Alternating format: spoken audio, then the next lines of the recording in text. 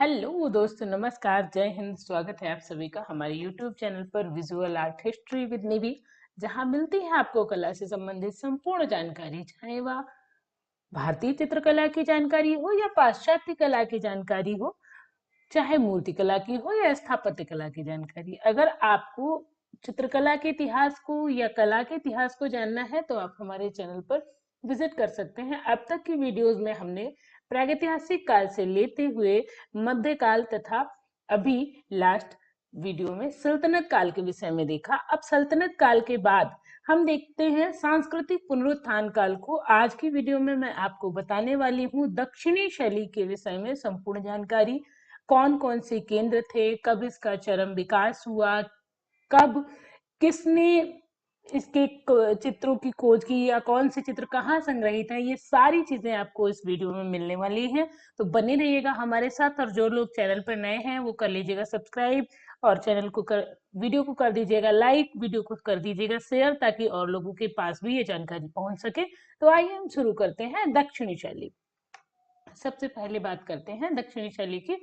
तो दक्षिणी शैली आपको पता होना चाहिए कि सांस्कृतिक पुनरुत्थान काल में 4 शैलियां प्रमुख थीं जो क्षेत्रगत आधार पर बांटी गई थी। जैसा कि मैंने पिछले वीडियो में बताया था, आप लोगों को बताना है वो कौन सी शैलियां थी चारों।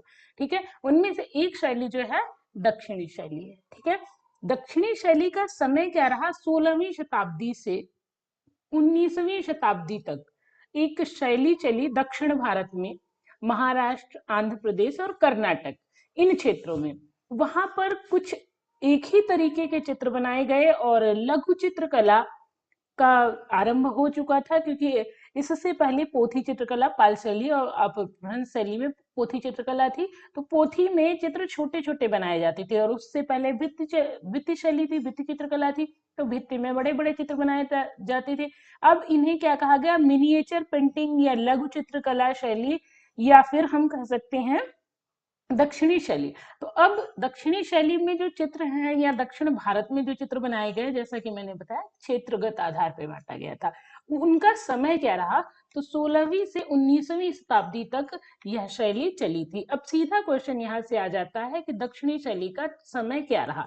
16वीं से 19वीं शताब्दी तक दक्षिणी शैली चलती है। 19वीं फिर 19वीं 20वीं शैली में पूरे भारत में लगभग कंपनी शैली का प्रादुर्भाव होता है और कंपनी के बाद हमारी 20वीं शताब्दी में बंगाल से लिया जाती है। आधुनिक भारत का आरंभ हो जाता है, आधुनिक भारत की कला का आरंभ हो जाता है। ठीक है, तो 16वीं से 19वीं शताब्दी इसका समय रहा। अच्छा, अब अगला क्वेश्चन अगर आपसे पूछ लिया जाए कि चरम काल क्या रहा दक्षिणी शैली का, एक क्वेश्चन ऐसे भी आ सकता है, एक पॉइंट यहाँ भी आ सकता है कि चरम काल क्या रहा, तो आपको तुरंत बता देना है 1560 से 1700 ईस्वी के मध्य दक्षिणी शैली का चरम काल रहता है। अगर शताब्दी की बात करें तो यही आप देखेंगे, ये 16वीं से 17वीं शताब्दी के मध्य रहता है। ठीक है, 16वीं से 17वीं शताब्दी के मध्य इसका चरम काल रहा। अब बात आती है चित्रण विषय की। दक्षिणी शैली का चित्रण विषय क्या रहा? देखिए, रागमाला इसका चित्रण विषय रहा और प्रमुखता से रागमाला ही चित्रित किया गया है। ठीक है, सर्वाधिक राग रागिनियों का चित्रण कहाँ होता है? तो आप देखेंगे राजस्थानी शैली में होता है। रागमाला का बहुत ज्यादा चित्रण कहाँ हुआ है? तो आपके दक्षिणी शैली में हुआ है, ये आपको ध्यान रखना है। प्रमुख केंद्र क्या था? तो महाराष्ट्र, आंध्र प्रदेश और कर्नाटक, इन क्षेत्रों में दक्षिणी शैली का उदय हुआ या दक्षिणी शैली पनपी, यहीं पर विकसित हुई, यहीं पर इसमें चित्रण हुआ है। तो 3 केंद्र है, ये भी आपको याद रखने हैं। 3 केंद्र है। अब यहाँ पर मैं आपको बता दूं कि कुछ भी ऐसा या हम ऐसा नहीं लिख के लाए हैं या ऐसा आपके आगे नहीं प्रस्तुत कर रहे कि आपको नहीं यहाँ ये वो, इन चीजों के अलावा, कुछ भी बाहयात के अलावा, यहाँ सब वो चीज है जो आपको याद करने वाली है, जो आप पॉइंट टू पॉइंट याद करेंगे और आपको परीक्षा में यहीं से क्वेश्चन मिल जाएंगे। ठीक है, तो महाराष्ट्र, आंध्र प्रदेश और कर्नाटक। अब जब आप भारत के निचले भाग में देखेंगे यहाँ, ठीक है, तो यहाँ महाराष्ट्र, आंध्र प्रदेश, कर्नाटक, इन्हीं भागों में दक्षिणी शैली पनपी। तो यहीं पर हम देखते हैं भारत की कला का दक्षिणी शैली का विकास होता है। अच्छा, दक्षिणी भारत की थोड़ी सी और हम देख लेते हैं। दक्षिणी भारत में क्या हुआ? 1347 ईस्वी में अलाउद्दीन हसन बहमन शाह था। एक अलाउद्दीन हसन बहमन शाह था, जिसे हसन गंगू के नाम से भी जाना जाता था। इसने एक बहमनी राज्य की स्थापना की थी। अब यहाँ से क्वेश्चन पूछे कि बहमनी राज्य की स्थापना कब हुई, तो 1347 में हुई थी। अब बहमनी से क्या लेना देना मैडम, दक्षिणी शैली का है ना, क्योंकि बहमनी राज्य का विघटन होता है। अब उसने 1347 में 14वीं शताब्दी में बहमनी राज्य की स्थापना की थी। किसने? हसन गंगू ने। लेकिन इसका हुआ सॉरी इसका हुआ विघटन और ये 5 भागों में विभाजित हो गया। 5 राज्यों में, हम कह सकते हैं 5 केंद्रों के रूप में विभाजित हो गया। कब? 1490 के आसपास यहाँ 5 नए राज्यों का उदय हुआ। किससे? बहमनी के विघटन से। बहमनी के विघटन से 5 नए राज्यों का उदय हुआ, याद रखना, ठीक है।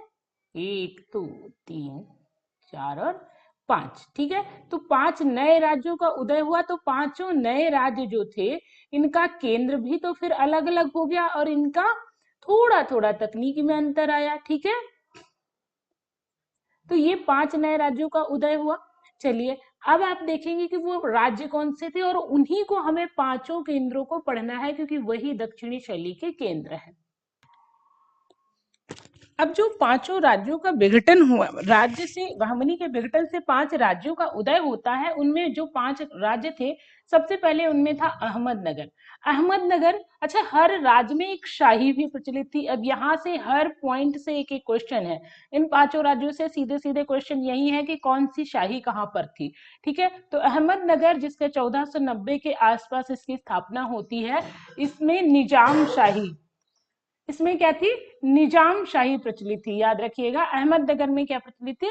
निजाम शाही प्रचलित थी। 1490 के आसपास इसका समय रहा है, या 1490 ईस्वी इसका समय रहा। दूसरा केंद्र था बीजापुर, और दक्षिणी शैली का सबसे प्रमुख केंद्र बीजापुर ही रहा है। इसको कहीं 1489 और कहीं 90 मिलता है, लेकिन अगर दोनों हो तो आप 90 लगाएंगे, ठीक है।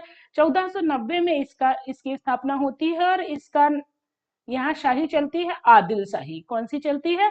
आदिल शाही। तीसरा आता है बरार। 1490 में इसका भी स्थापना होती है। यहाँ इमाद शाही चलती है। कौन सी चलती है? इमाद शाही चलती है। एक एक पॉइंट बहुत इंपॉर्टेंट है, तो बहुत ही ध्यान से सुनिएगा और इसको ध्यान भी रखिएगा। बरार के विषय में भी एक टाइम पीरियड और है, ये भी आप नोट कर लेना, 1984 ईस्वी, ठीक है। 84 या 90, तो मोस्टली 84 आपका सही जाता है।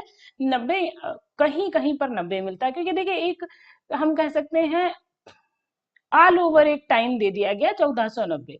तो अगर कोई नहीं है तो आप 1490 लगा सकते हो।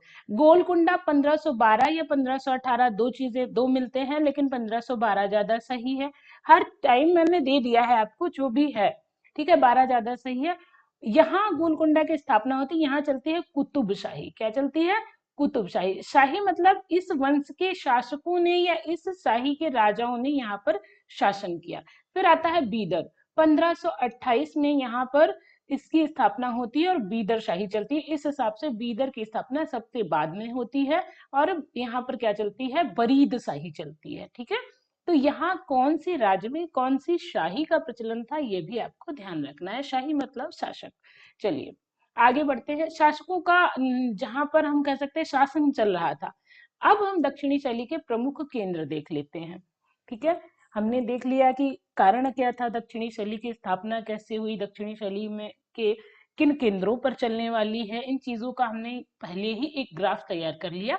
अब हम दक्षिणी शैली के प्रमुख केंद्रों की ओर चलते हैं। तो सबसे पहले आता है अहमदनगर। अहमदनगर जो कि महाराष्ट्र में पड़ता है। संस्थापक कौन था? तो मलिक अहमद ने अहमदनगर की स्थापना की थी, जो निजाम शाही जहां पर चलती थी।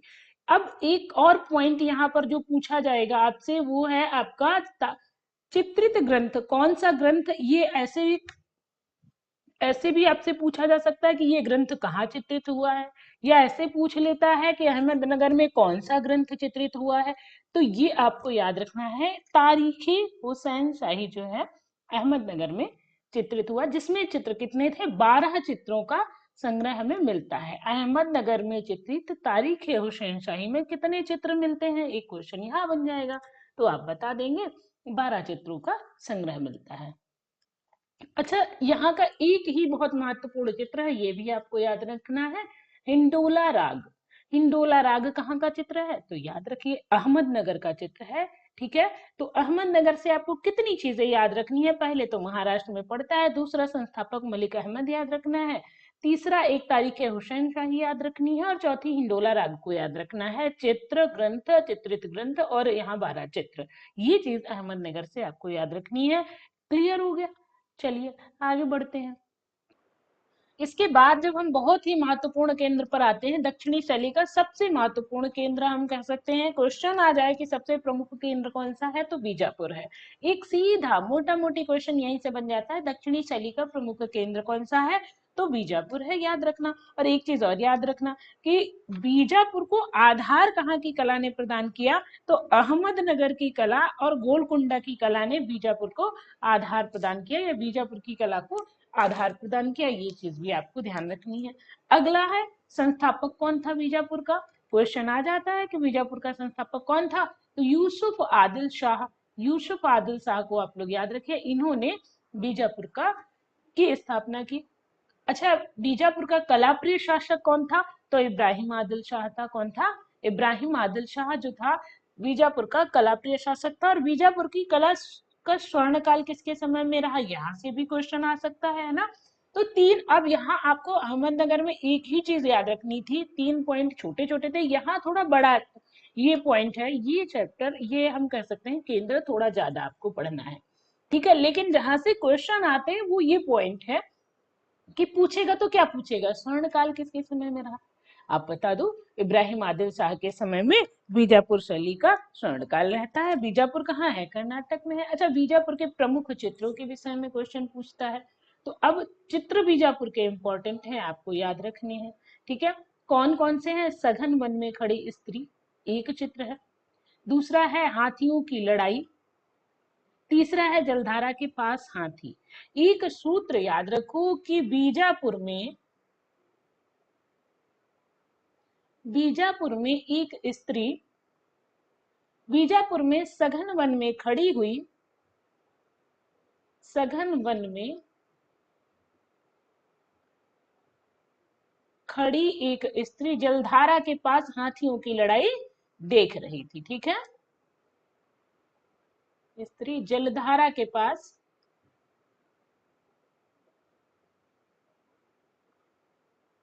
हाथियों की लड़ाई देख रही थी। अब याद हो जाएगा, ये ऐसे आप याद कर सकते हो इस चीज को। एक और बहुत महत्वपूर्ण चित्र है बीजापुर का, वो है इब्राहिम आदिल शाह द्वितीय की सदी है। आदिल शाह खाली नहीं है, द्वितीय भी है, तो ये भी याद रखना। इब्राहिम आदिल शाह द्वितीय की सदी कहाँ है, तो बीजापुर में है। क्लियर हो गया?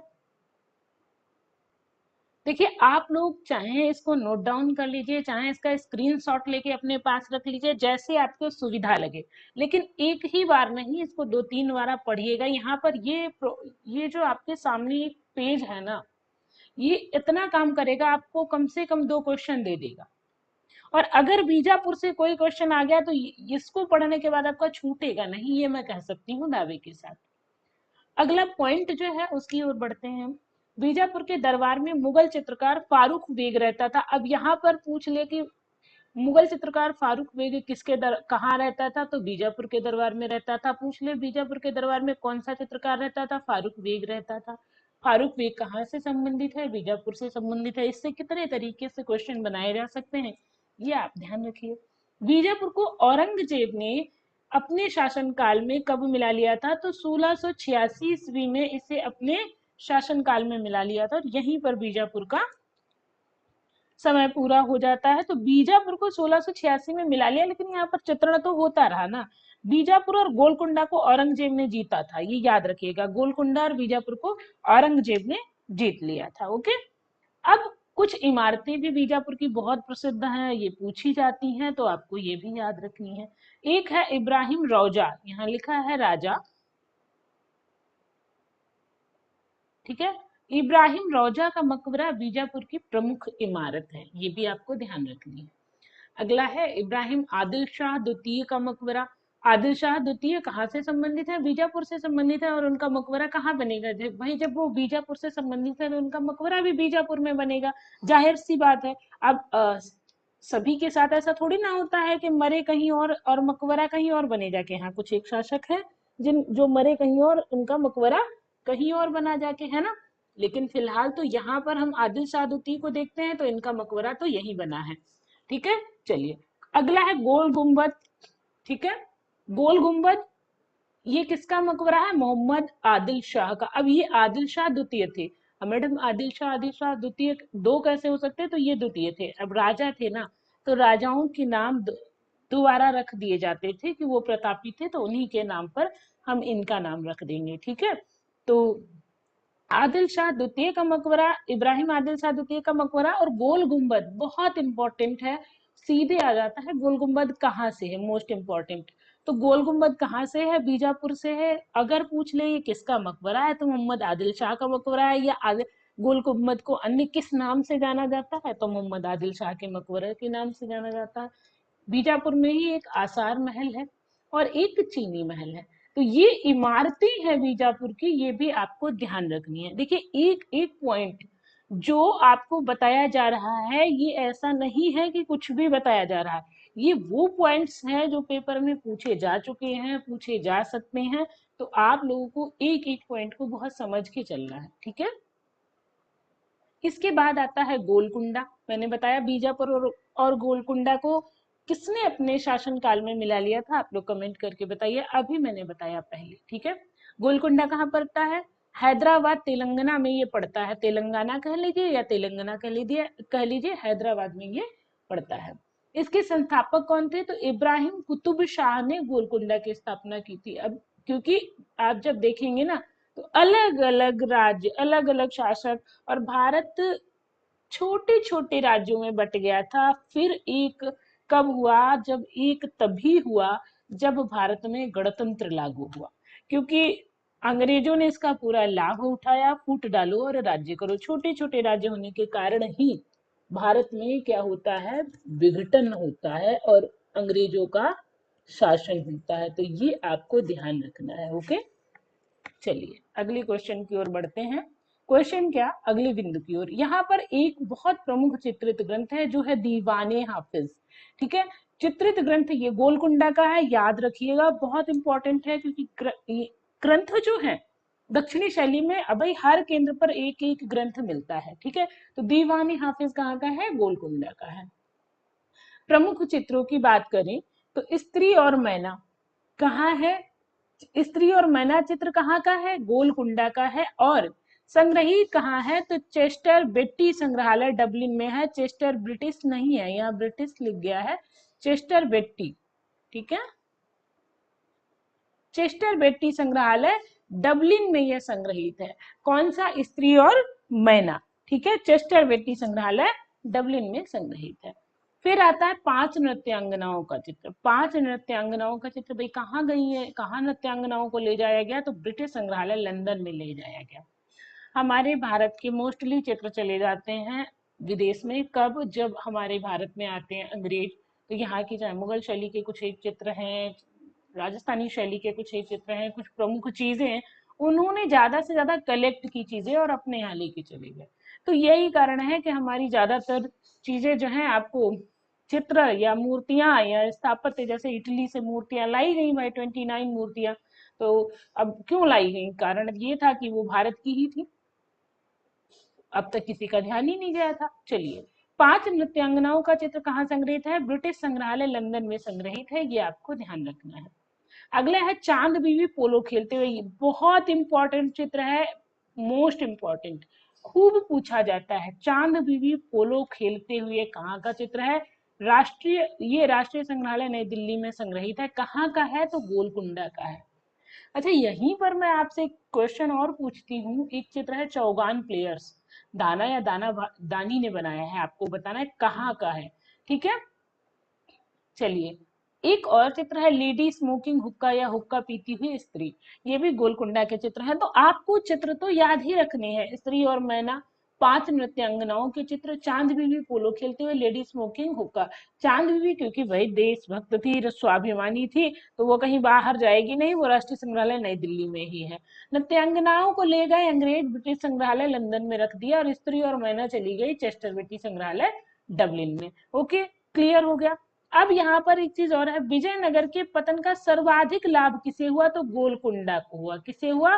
गोलकुंडा को विजयनगर के पतन का सर्वाधिक लाभ मिला। ठीक है, सर्वाधिक लाभ किसे मिला?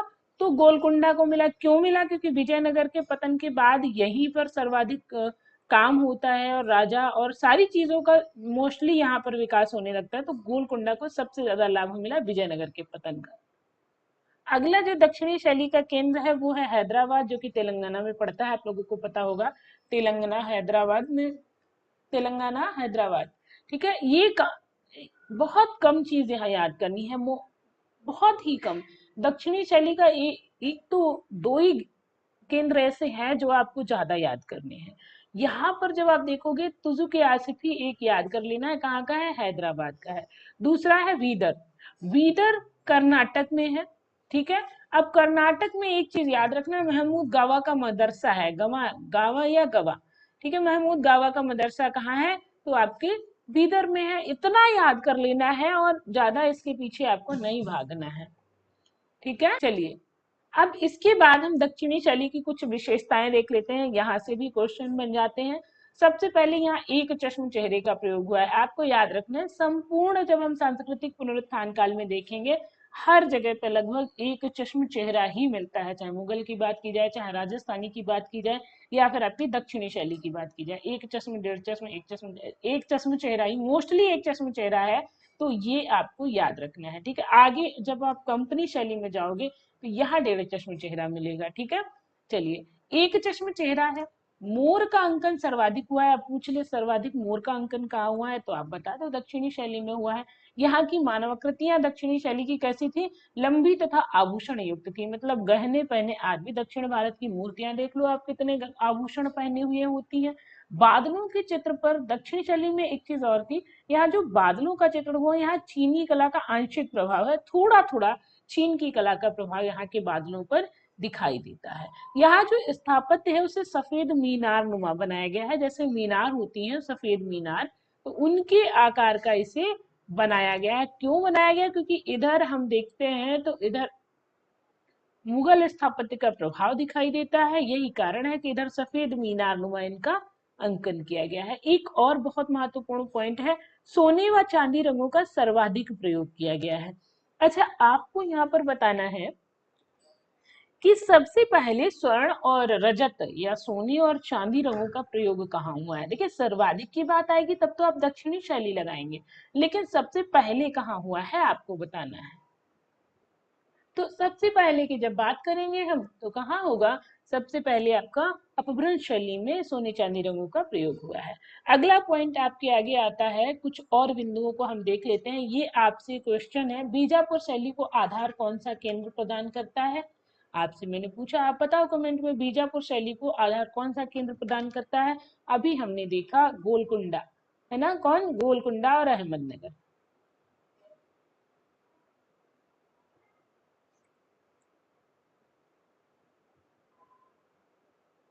ठीक है, अहमदनगर और गोलकुंडा आपकी दक्षिणी शैली को आधार, आपकी बीजापुर को आधार प्रदान करते हैं, जो कि बीजापुर जो है इसका क्या है? प्रधान केंद्र है।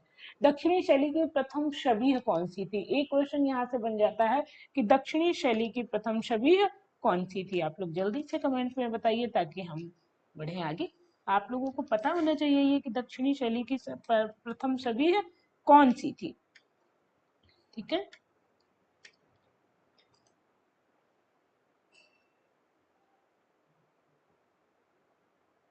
वो कौन थी? अहमदनगर के शासक मलिक बुरहान का व्यक्ति चित्र था, ये याद रखना। ठीक है, किसकी? अहमदनगर के शासक,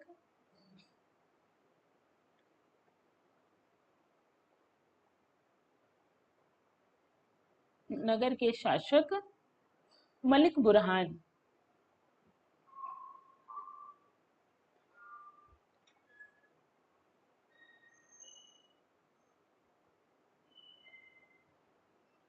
मलिक बुरहान की छवि जो थी ये बीजापुर की प्रथम छवि थी। अगला क्वेश्चन जो है, कांच पर चित्रण कहाँ से प्रारंभ होता है? दक्षिणी दक्षिणी शैली के ही समय में शुरू हुआ था, आपको बताना है।